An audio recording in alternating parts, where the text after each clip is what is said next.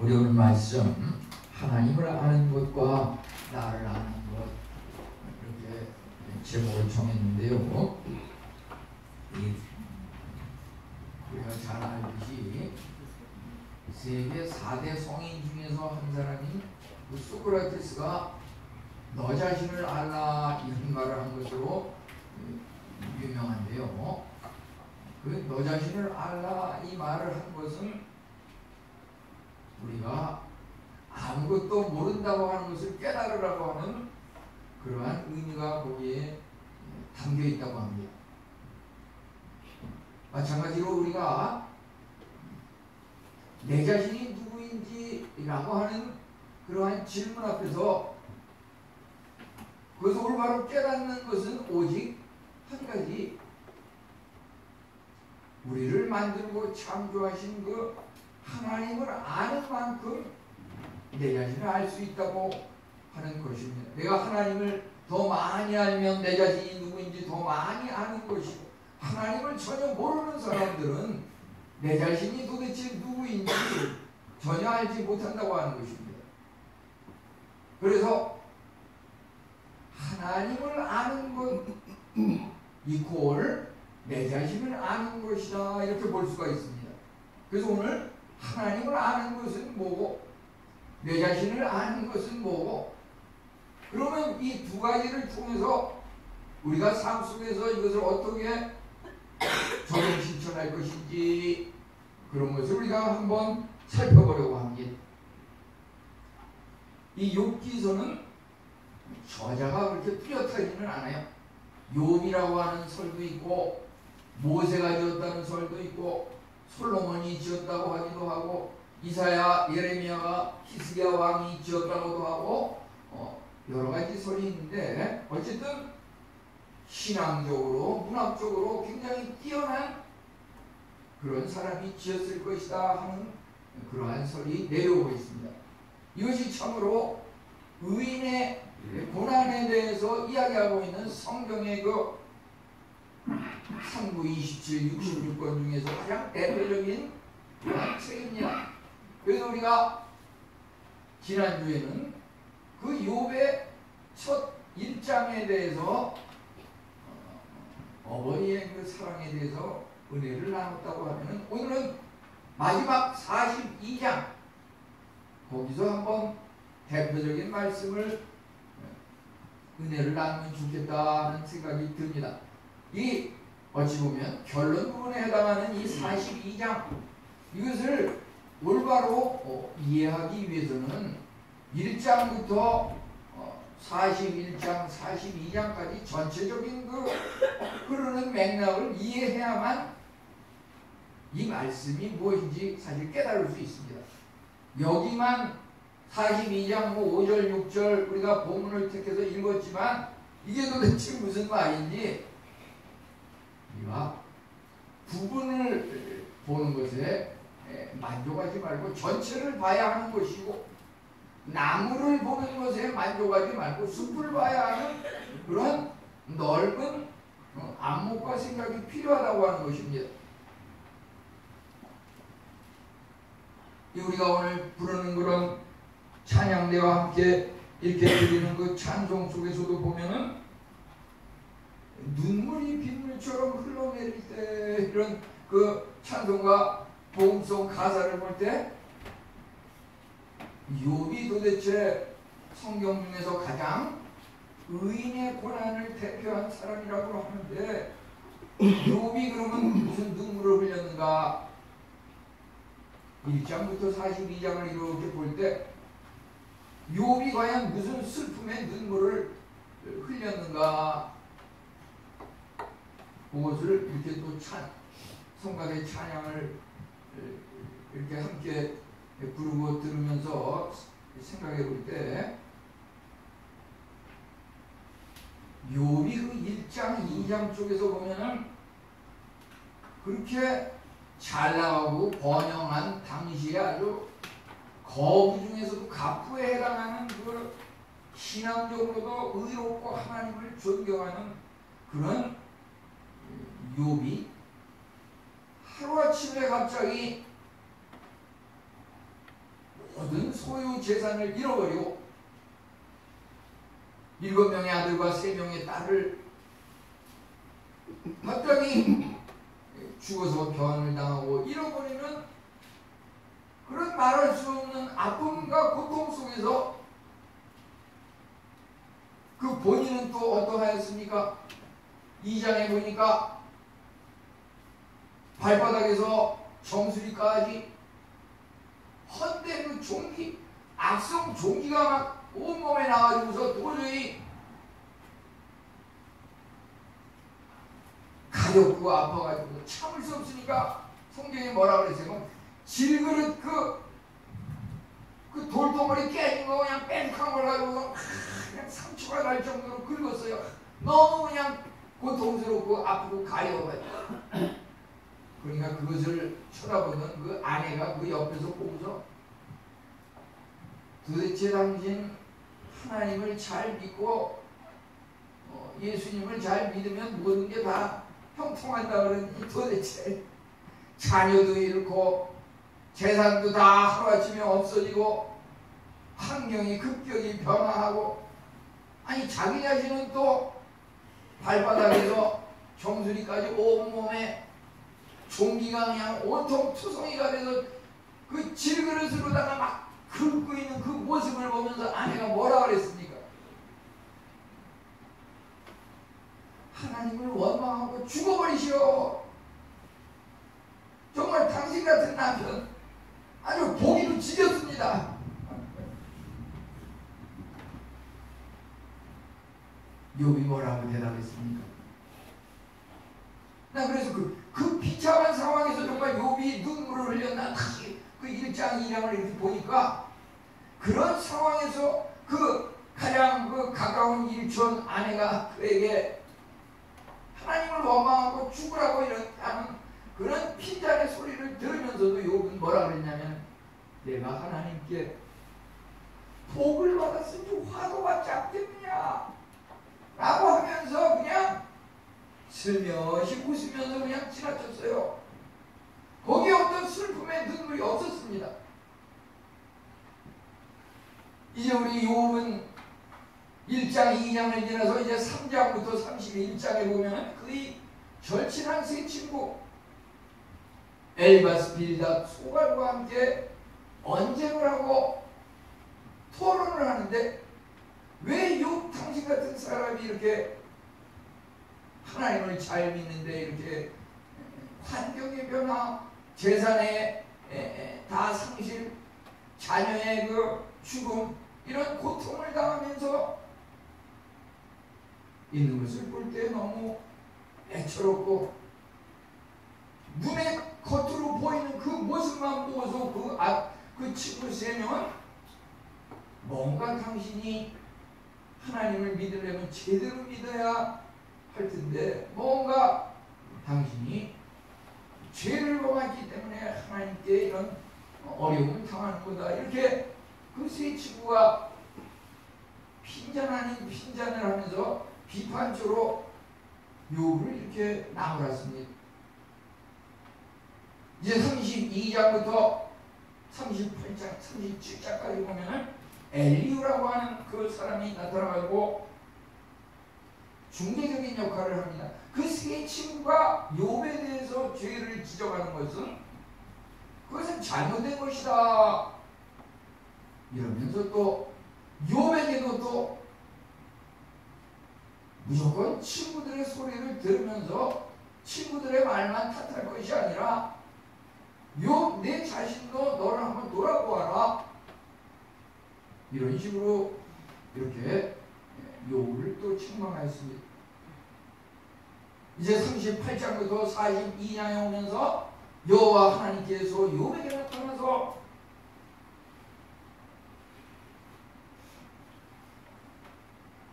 하나님이 여호와에 대해서 그의 그 영광과 거룩하심과 우주만물을 창조하신 그 놀라운 전지전능하신 하나님의 그 영광스러운 모습에 대해서 이야기하고 보여주고 말할 때 욥은 거기서 그 소리를 듣고 나서 자기 자신이 너무 교만했다. 내가 그냥 친구들과의 논쟁에서는 어떤 세상적인 가치 기준 잣대에 대해서 내가 그래도 비교적 주위 사람보다는 그래도 내가 의인이 아니냐. 그래도 나는 이만큼 하나님께 교회도 열심히 하고 헌금도 많이 하고 나는 딴 사람보다는 그래도 열심히 믿었으니까 하나님이 나에게 복을 준 것이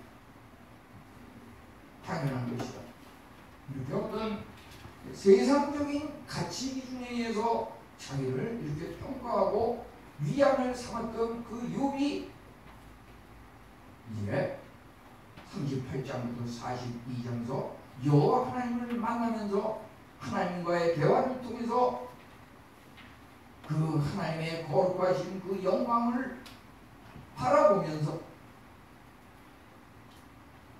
우리 그 마음속 깊은 곳 그곳에 있는 것을 우리 인간의 눈으로 보이지 않고 세상 그 어떤 가치 기준과 법률에 의해서도 알 수 없는 그 우리 마음 가장 깊은 곳에 있는 그 내적인 문제, 영혼에 관한 문제, 그것은 정말 하나님의 그 찬란한 불꽃 같은 그 눈으로 투시해서 볼 때 많이 드러나는 것인데 욥이 이제 하나님의 얼굴 앞에서 하나님을 만남으로써 그 찬란한 빛이 그의 그 가장 깊숙한 곳에 있는 잘못된 죄악과 그 추악한 사악한 모습을 비춰줄 때 욥은 그때서야 비로소 자기 자신이 깨어지고 자기 자신이 너무나도 잘못된 그런 사람임을 깨달으면서 하나님 앞에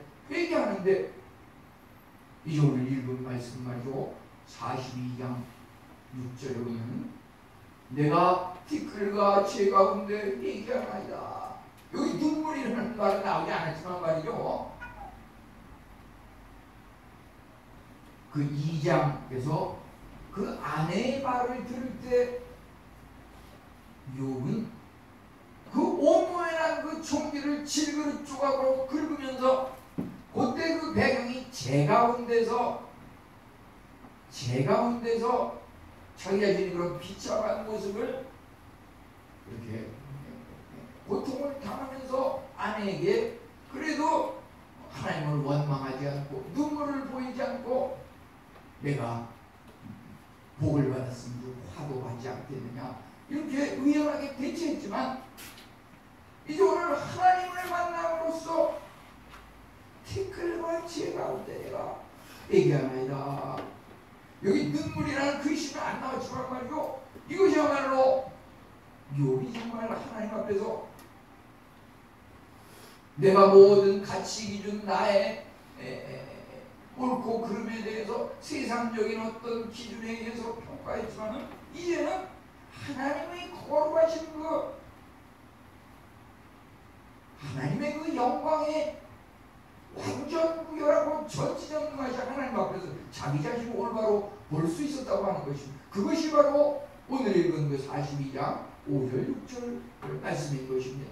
우리 여기서 그러면은 하나님을 아는 것과 내 자신을 아는 것 그리고 이것을 통해서 우리가 앞으로 어떻게 살아야 하고 무슨 생각을 갖고 신앙생활을 해야 하고 어떻게 남은 여생 하나님의 그 뜻에 합당한 삶을 살 수 있을 것인지 이런 것들을 한번 생각해 볼 필요가 있다고 하는 것입니다. 그래서 하나님을 아는 것이라고 하는 것은 무엇입니까?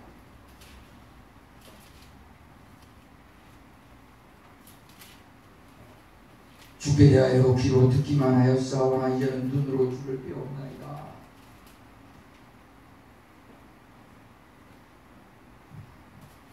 제가 그 고등학교를 졸업하고 이제 청년부에 들어가서 생활하는데 그때 한번 그 75년이었던 것 같아요.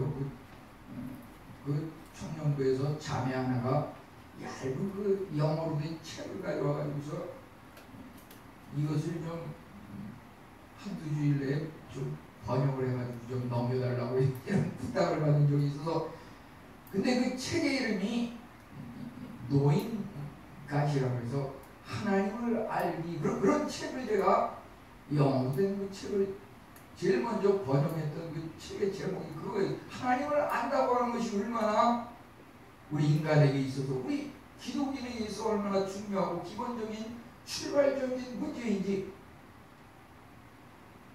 그 내용은 정확히 세세하게 기억은 안 나지만 그 제목만은 잊혀지지 않아요. 하나님을 아는 것, 그것은 참으로 이제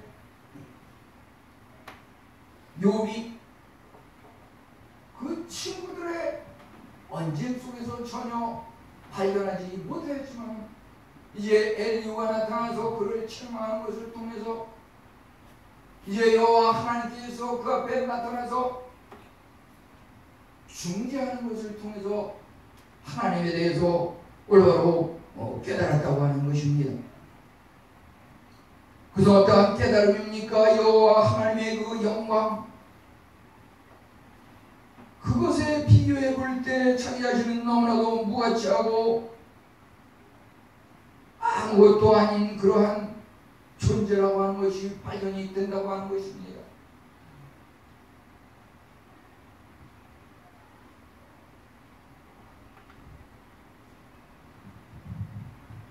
그 학창시절에 그 친구 중에서도 앞에 나와서 무슨 웅변을 하고 그러는 그 친구가 꼭 인용하기 좋아하는 그 문구 중에서 보면은 기억나는 것은, 광활한 우주 속에 한 점 먼지토록밖에 해당하지 않는 우리 미약한 인간에 대해서 뭐 이러면서 이렇게 얘기를 전개해 나가는데, 우리 인간의 값어치라고 하는 것이 말이죠, 무슨 뭐 하루에 뭐 수천만 원, 수억을 버는 사람, 무슨 권력이 무슨 하늘을 찌르는 높은 권세 다 좋지만요, 그 모든 것이 하나님 앞에서는 정말 한 점 티끌밖에 해당이 안 된다고 하는 것. 그렇기 때문에 우리는 하나님 앞에서 겸손할 수밖에 없는 것이고, 이웃 어떤 사람들에 대해서 나를 실망시키는, 나를 오해하는 그 사람들에 대해서 우리가 굳이 하나하나 변명을 들어놓고 나는 그렇지 않다고 하는 것을 맨날 이야기하는 시간 낭비라고 하는 것입니다. 우리는 오직 하나님 앞에 우리 자신을 알고 하나님의 그 가치 기준, 성경 안에서, 말씀 안에서 우리 자신을 둘러보아야 한다고 하는 것입니다. 하나님에 대해서 안다고 하는 것은 우리 눈으로 보이는, 귀로 들리는 그러한 것들도 물론 하나님을 아는 것이지만, 하나님은 영적인 존재이기 때문에 눈에 보이지 않습니다. 그런데 어떻게 여기서 욥이 내가 이제는 하나님을 배웠나이다, 어떻게 하나님을 본다고 여기 이야기하고 있습니다. 그것은 마음의 눈으로, 영적인 안목으로 하나님을 깨달아 안다고 하는 것입니다. 여기서 내가 주를 배웠나이다, 이 배웠나이다 라고 하는 그 말이 히브리어에서는 라 이렇게 되어 있는데요, 그 말의 뜻은 본다라고 하는 그런 뜻과 함께 수십 가지 뜻이 있는데요, 제가 그 뜻 중에서 히브리어 그 사전을 이렇게 수십 가지 뜻이 있는데 그 중에서 정말 마음에 와닿는 그 뜻이 몇 가지가 있는데, 그 중에서 깨닫다, 알다, 즐거워하다, 인식하다, 이런 여러 가지 뜻이 있는데요, 특별히 여기서 성경에는 배움나이다, 본다라고 하는 말만 있지만 거기에 그 원어의 의미가 말이죠, 깨닫는다, 안다, 하나님에 대해서 깨닫고 알고 하나님을 즐거워하고, 이것이 바로 하나님을 배움나이다 라고 하는 말의 뜻이라고 하는 것입니다. 그래서 우리는 여기에서 하나님을 아는 것이 무엇인지, 그것을 이 시간 함께 은혜를 나누려고 하는 것입니다. 어떻게 영적인 안목으로 마음의 눈으로 하나님을 바라볼 수 있습니까? 그것은 바로 하나님께서 교회에 들어오면 그 샤키나의 하나님, 영광의 하나님, 찬란하고 빛나는 그 하나님의 그 영광이 우리 영적인 안목으로 마음의 눈으로 볼 수 있어야 한다고 하는 것입니다. 세상에도 많은 건물이 있고 거기 문 속으로 들어가면 방이 있고 집이 있고 다 있지만은 교회라고 하는 것은 예수 그리스도께서 피 흘려 감추고 사신 세우신 그 머리를 예수 그리스도를 머리로 하고 몸의 지체로서 우리가 하나님을 경외하고 찬양하는 경배하는 그것이 교회라고 하는 것입니다. 그래서 우리는 영적으로 하나님을 가까이 모시고 그의 거룩하심 앞에서 내 자신을 깨달으면서 하나님을 높이고 하나님을 찬양하는 이러한 영적 안목이 있을 때 우리는 참으로 우리의 그 어떠한 불행도 행복으로 바뀔 수 있는 것입니다. 우리 인간이 어떻게 할 수 없습니다. 그러지만 나를 만드신 하나님이 괜히 쓸데없이 나를 만든 것이 아니고 영광 받으시기 위하여 하나님의 필요에 따라서 만든 것이기 때문에 하나님께서 나를 승리의 길로 인도하신다고 하는 것은 이미 그의 계획과 섭리 속에 들어있는 것입니다.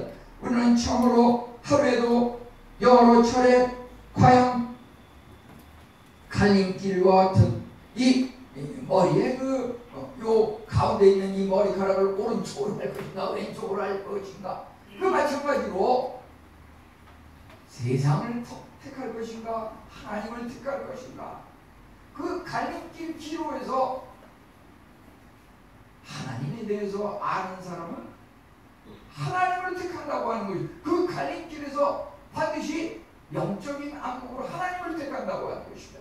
그것이 영원히 후회되지 않는 올바른 선택인 것이고 거기서 세상을 택하게 되면은 당장은 좋을지 모르지만 그것은 두고두고 봤을 때 잘못된 선택이고 후회하고 멸망의 길로 빠질 수밖에 없다고 하는 것입니다.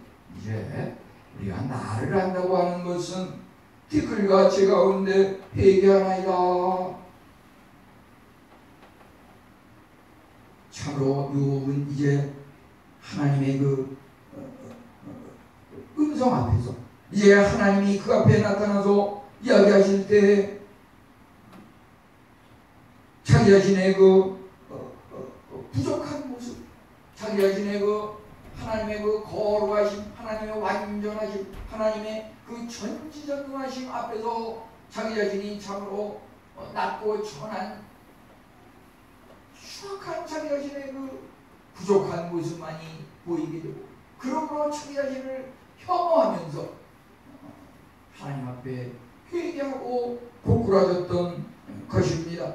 참으로 그는 자기 자신의 죄악을 깨달았습니다. 우리가 하나님을 알면 알수록 더 회개하게 되고 하나님을 알면 알수록 더욱더 겸손하게 되고 하나님을 알면 알수록 더욱더 고꾸라지는 것이 올바로 하나님을 아는 것이고 또 내 자신에 대해서 아는 것이라고 볼 수가 있겠습니다.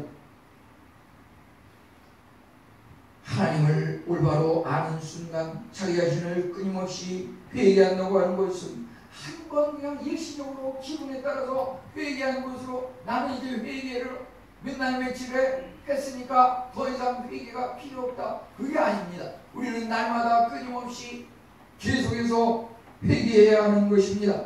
어떻게 회개를 합니까? 말씀 안에서 회개하고 말씀으로 우리 자신을 들여다보면서 우리 자신에 대해서 올바로 알 수가 있는 것입니다. 내 자신을 혐오하고 내 자신의 잘못을 깨달을 때 열렬하고 적극적인 회개가 있을 수 있는 것입니다. 회개야말로 약 중에 최고의 약이고 회개야말로 만병통치제다 또 이렇게 말할 수가 있습니다.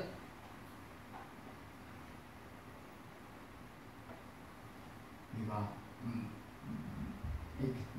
많은 병들이 말이죠. 정말 90% 이상의 병이 난 마음에서 출발하고 정말 이렇게 그 돌발적 사고, 뭐 거리를 걸어가다가 갑자기 차에 부딪힌다든지 그런 거야 마음에서 오는 병은 아니죠. 마음이 물론 조금은 관계가 될지 모르지만 그런데 대부분의 병은 다 마음에서 출발하는 것일진데 그 마음을 다스리는 것이 중요하다고 하는 것입니다.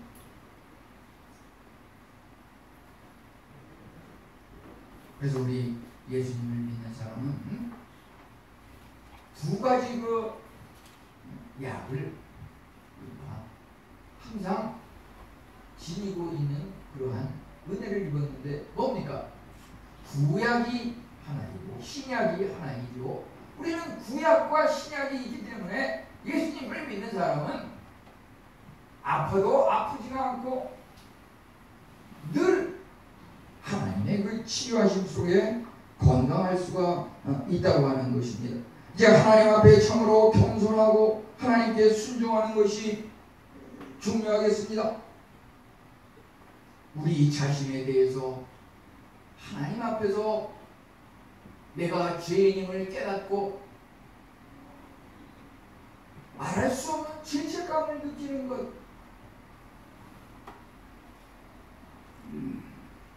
아무리 성도이지만 정말 어려운 것은 하나님의 말씀을 입으로 선포하고 다른 사람에게 이야기하는 것이 정말 어려운 일일 수 있겠고요. 또 하나는 내가 죄인입니다. 내가 잘못했습니다. 사과합니다. 이 말 먼저 하는 것, 그게 정말 어려운 일이죠.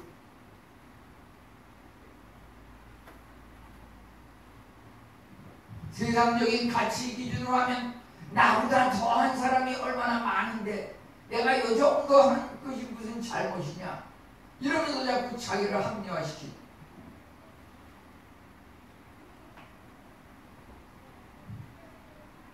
우리 그 돌아가신 그 김수환 추기경이라는 분이 평생을 살면서 그 남긴 유명한 말 중에서 정말 그 사랑이 머리로 하는 사랑에서 가슴으로 하는 사랑, 그 머리에서 가슴까지 내려오는데 70년이 걸렸다고 이렇게 이야기를 기록한 것을 보게 되는데 말이죠. 우리가 정말 마음의 그 가슴으로 품는 믿음, 어떤 두뇌의 지식적인 그런 지식이 아니라 정말 지식적인 그 하나님에 대해서 우리는 얼마나 많이 듣습니까? 하나님에 대해서, 예수님에 대해서 도대체 듣지 않은 사람이 어디 있겠습니까? 우리 한국 사회에.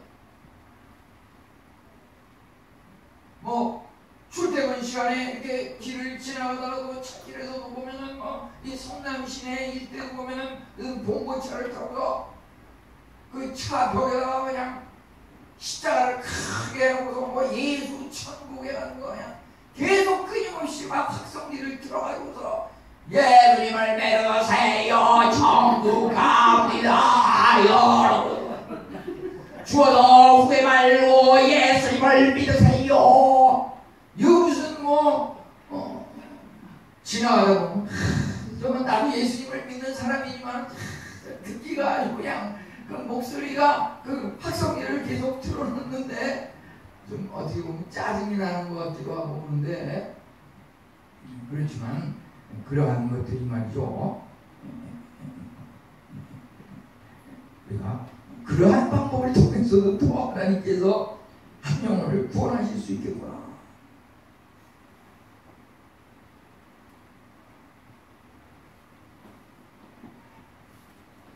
우리 하나님께서 정말 세 친구를 통해서 느끼지 못하였던 그 하나님에 대해서 그 엘리후라고 하는 사람이 나타나가지고 그 세 친구가 욥 너에게 너무 이렇게 몰아치우는 거 그거 잘못된 거다. 세 친구가 잘못된 거다. 이런 것을 말함과 동시에 욥 너도 또 그렇게 잘한 것만도 아니다. 욥 너도 어떻게 보면 친구들이 그 말한 그 잘못 지적한 그 잘못 가운데서 벗어날 수 있는 것은 아니다. 예를 들면 예수님께서 복음서에서 또 성경 말씀에 모든 사람이 죄를 범했다고 하는데 거기에 욥도 들어가는 것이고 우리 모두가 죄인이라는 것을 인정해야지 그 친구가 죄인이라고 이렇게 지정하는 것에 대해서 그렇게 사람을 몰아세우지 말라고 자꾸 이렇게 변명조에 변명을 하는 그 욥에 대해서도 또 잘못된 것을 이야기하고 하는 것입니다. 그 엘리후가 이제 마지막으로 보면은 38장부터 42장에 오면서 하나님께서 이제 직접 중재하는 것을 보게 됩니다. 하나님이 어떠한 분이신지 하나님의 그 영광스러운 모습 정말 우리 인간이 하나님께서 창조하신 하마 크로코다일 무슨 악어 리버야단 그 엄청난 그 동물 앞에서 도대체 사람이 할 수 있는 게 뭐가 있나? 으르렁거리는 사자 호랑이 앞에서 뭘 할 수 있나?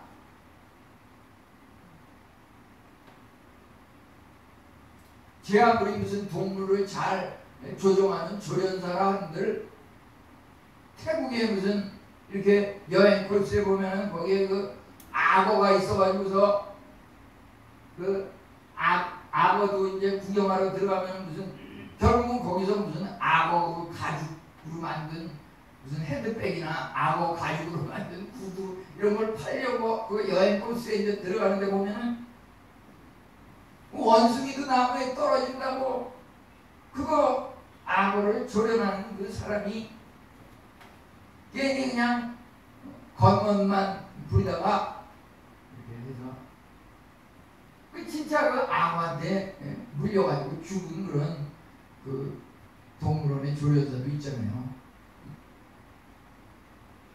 사람이 아무리 나는 이 동물을 수년간 연구해서 절대 물리지 않는다. 동물이 내 친구다. 아무리 부둥켜 안고 무슨 입을 맞추고 한다 한들 그 사랑하는 그 개가 하루아침에 갑자기 주인을 물어가지고서 생을 달리하는 그런 경우가 뉴스에 나오는 것을 보게 되지 않습니까? 우리 사람은 정말 연약한 존재일 수밖에 없는 것이죠. 이제 마지막으로 변화된 우리의 삶 어떻게 하나님을 만나면 변화될 수 있습니까? 공경이 큰 복이라고 하는 것입니다. 하나님을 만난 사람은 그것을 깨닫게 됩니다. 우리가 부분적인 안목에서 전체적인 안목으로 나무를 보는 그 시각에서 숲을 바라보는 시각으로 그게 무슨 말이냐 하면은 1장에서 당장 욥이 하루아침에 재산을 잃고 하루아침에 자녀 10명을 잃어버리고 하루아침에 그가 가진 모든 동물 소유물 그 아내까지도 자기를 손가락질하면서 차라리 죽어버리라고 하는 그런 비참한 고난과 고통을 겪은 그것이 웬만한 사람 같으면 그냥 자살을 하든지 웬만한 사람 같으면 다 포기하고 말겠지만 욥은 그런 상황에서도 하나님께서 나에게 복을 주셨으면 재앙도 주지 않겠느냐. 내가 이 땅에 올 때 빈손으로 왔은즉 빈손으로 가는 것이 당연하지 않겠느냐. 이렇게 의연한 자세로 하나님을 배반하지 않는 그 욥의 의연한 모습. 이 하나님께서 오늘 말씀을 보면 5절, 6절도 우리가 읽은 그 말씀도 귀하거니와 이제 7절부터 이제 10절 내려가면서 42장 7절부터 9절에서는 하나님께서 중재하시기를 그 세 친구와 욥과의 그 처음 31장까지 벌렸던 그 논쟁, 다툼, 그러한 것들에 대해서 서로서로를 화해시키면서 너 친구 3명 욥 앞에 가서 잘못했다 그래라. 욥에게는 또 욥 나는 그 3 친구들을 위해서 기도하고 함께 하나님 앞에 예배를 드리라.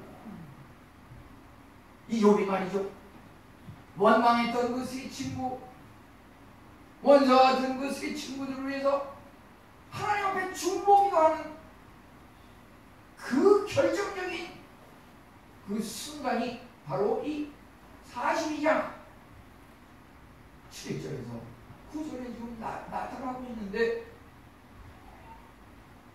이런 그 중재 과정 속에서 하나님 앞에 잘못된 친구들을 위해서 중보기도 하는 그 과정을 겪을 때 하나님께서 그것을 기뻐 받으시고, 잃었던 10명의 그 아들, 딸을 다 다시 회복시키시는데, 그냥 아들, 딸이 아니라 당대의 최고로 이쁘고 가장 아름다운 그 자녀들을 허락하셨고, 이제 그의 소유하였던 그 소유물을 갑절이나 허락하셨구나.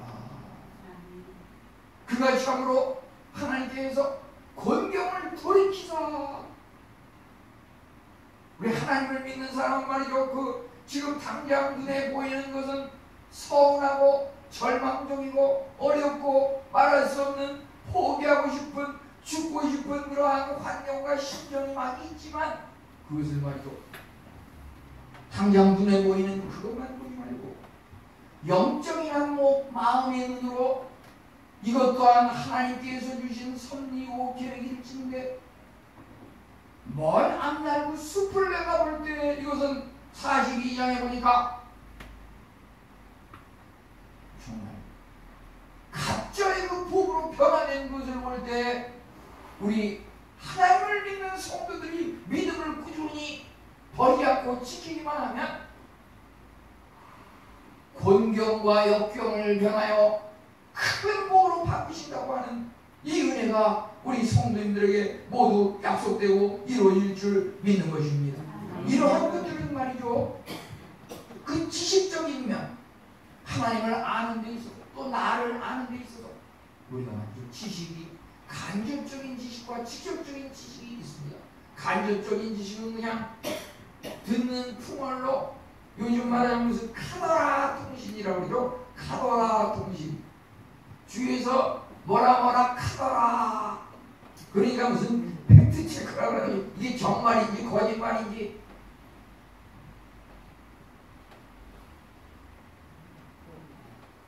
우리가 정말 나에게 닥친 심각한 그런 문제가 있다면, 그런 주위의 소문에 의해서 그냥 좌지우지 될 것인가? 아마 정말 나의 문제이고 내 가족의 문제이고 정말 중요한 문제라 그러면 그것을 정말 사실인지 아닌지 2중 3중으로 체크하고 행동할 것입니다. 이 직접적인 지식이라고 하는 것은 소문에 좌지우지되지 않고, 암암계가 뭐라 그러더라 그런 거 그냥 한쪽 귀로 들어서 한쪽 귀로 버리는, 우리가 말이죠, 정말 하나님 앞에 기도하면서 하나님의 목소리 음성을 통해서 한 번 기도해가지고, 2번 기도해, 3번 기도해가지고는 확신이 안 생겨요. 그러지만 한 가지 제목을 가지고 계속해서 열심히 물고 늘어지면서 기도할 때 하나님께서 기도하면 기도한 만큼 그 확신 가운데 인도하십니다.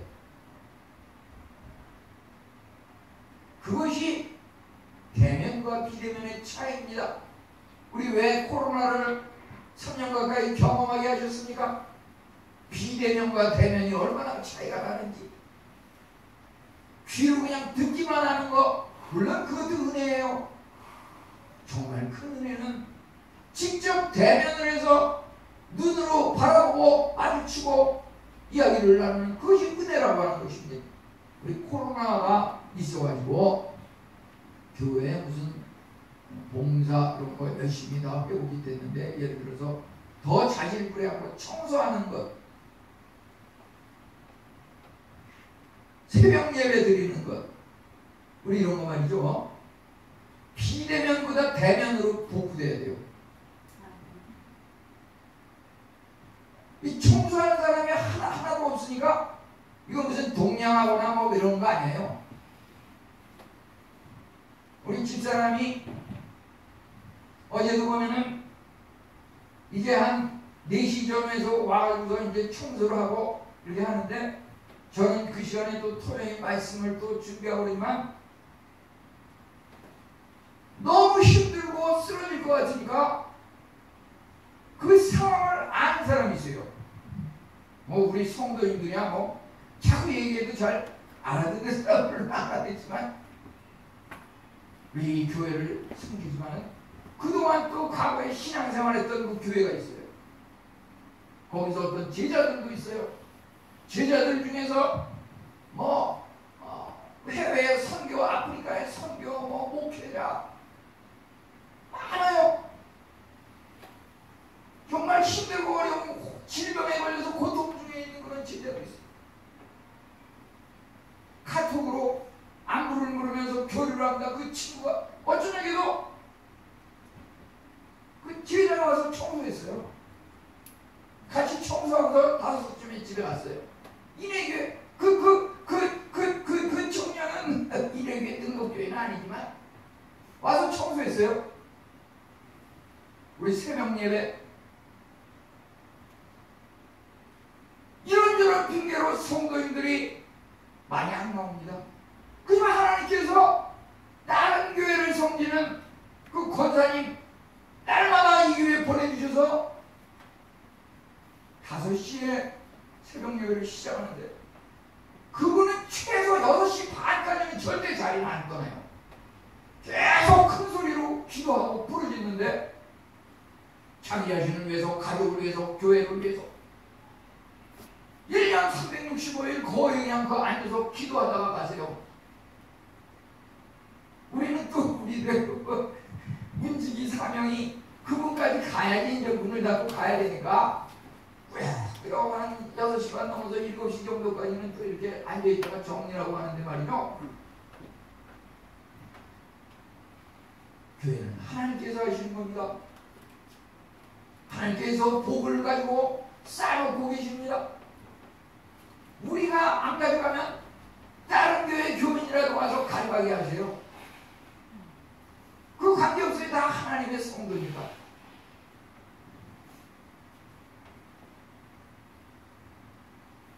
우리 참으로 이제 옛 신앙이 새 신앙으로 변화해야 된다고 하는 것은, 우리 이 교회도 물론 역사가 짧다면 짧고 길다면 길 수 있는데, 우리가 내가 하나님을 믿은 지 10년이 됐다, 20년이 됐다, 그거 다 소용없는 쓸데없는 말이에요.